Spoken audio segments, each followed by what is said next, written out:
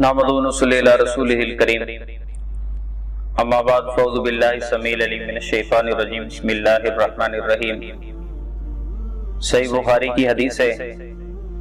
فرمایا الصوم جنۃ، فرمایا روزہ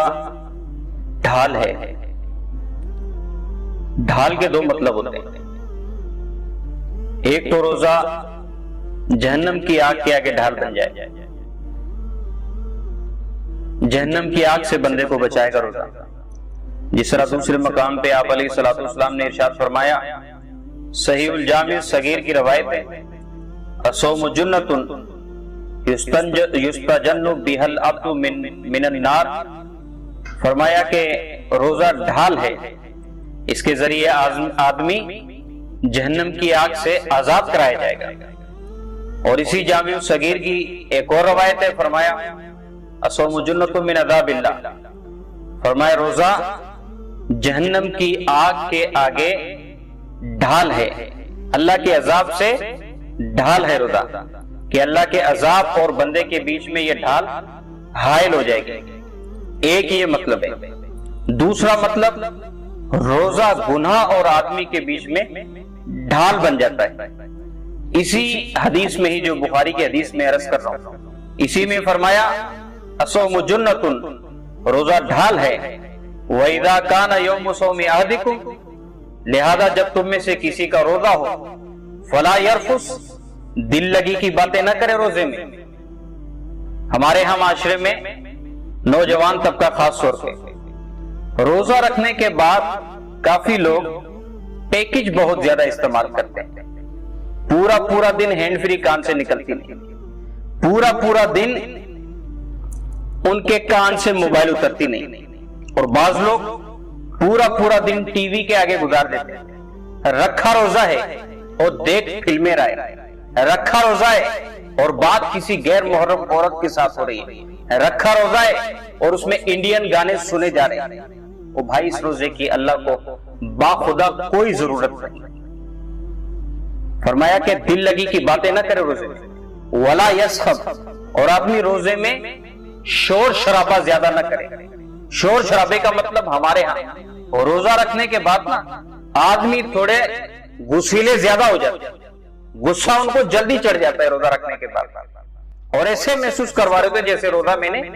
اگلے بندے کے لیے رکھا ہے۔ او بھائی، تو نے روزہ اللہ کے لیے رکھا ہے، تو پھر اللہ کے لیے جو رکھا وہ روزہ ہے، اس کی جو گرمی ہے، اس کی جو بھوک اور پیاس ہے، اس کا غصہ تو اللہ کی مخلوق پہ کیوں نکالتا ہے؟ ولا یسخب، فرمایا روزے کے اندر شور شرابہ نہ کرے، بدتمیزی نہ کرے، لوگوں سے لڑے نہ روزے کی وجہ سے۔ فَإِنْ صَابَّهُ أَحَدٌ أَوْ قَاتَلَهُ، فرمایا جب اسے کوئی آدمی گالی دے تو یہ نہ ہو کہ ایک کے بدلے وہ 2-3 اور دے دے، أَوْ قَاتَلَهُ، یا کوئی آدمی اس سے لڑے، آدمی اس کو ایک تھپڑ مارے اور یہ اس کے بدلے میں 4-5 مار دے، نہیں۔ فَلْيَقُلْ إِنِّي امْرُؤٌ صَائِمٌ، اسے چاہیے کہ وہ اگلے بندے کو یہ کہہ کر رکوا دے کہ بھائی میں روزے دار ہوں، لہذا تم بدتمیزی نہ کرو، آپ کی بدتمیزی کی وجہ سے میرا روزہ خراب ہو سکتا ہے۔ ممکن ہے کہ روزے کے اندر میں آپ کو کچھ کہہ لوں، تو یہ روزہ آدمی کے لیے گناہوں سے ڈھال بن گیا۔ یہ ڈھال تب بنے گا جب ہم روزہ اگر رکھیں تو روزہ رکھنے کے بعد روزے کے جو حقوق ہیں ان کو ہم کما حقوق ادا کریں، یہ نہ کہ روزہ رکھنے کے بعد پورا دن موبائل کان سے نہ اترے، دل لگی کی خوب باتیں اس میں ہو رہی ہوں، اپنے نفس کی جو اصلاح ہے وہ نفس کی اصلاح والا پہلو ہم سے غائب ہو جائے۔ نہیں، یہ نہ ہو کہ روزہ رکھنے کے بعد ہم لوگوں پہ غصہ زیادہ کریں، ہم لوگوں سے لڑیں جھگڑیں محض اس وجہ سے کہ میں روزے دار ہوں، بھوک اور پیاس تنگ مجھے کر رہی ہے اور اس کا غصہ میں کسی اور پہ نکالوں۔ نہیں بھائی، اگر روزہ رکھنے کے بعد آپ یہ کام کریں گے تو اللہ سبحانہ وتعالیٰ کو اس روزے کی بالکل ضرورت نہیں۔ من لم یدع قول الزور والعمل به، فرمایا جس آدمی نے فضول باتیں روزے میں نہیں چھوڑی اور ان فضول باتوں پہ عمل کرنا نہیں چھوڑا، فلیس للہ حاجتن، اللہ کو اس بات کی کوئی پرواہ نہیں، فی ان یدع طعامہ و شرابہ، کہ آدمی نے مئی کی گرمی میں 15 یا 16 گھنٹے بھوک اور پیاس برداشت کی، اللہ کو ایسے روزے دار کی بھوک اور پیاس کی کوئی پرواہ نہیں۔